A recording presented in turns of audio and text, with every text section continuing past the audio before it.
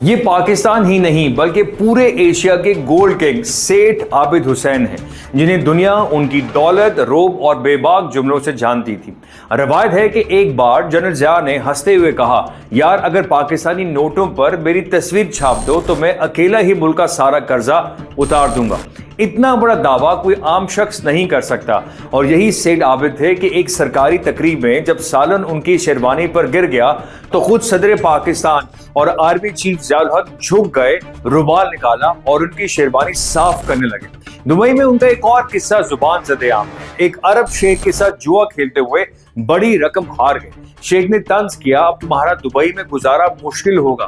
سیٹھ عابد خاموشی سے ہوٹل کی چھت پر کھڑے ہوئے پورے شہر کو تکتا رہا اور پھر دھیمے لہجے میں بولا، یہ بتاؤ تمہاری یہ پوری دبئی کتنے کی ہے؟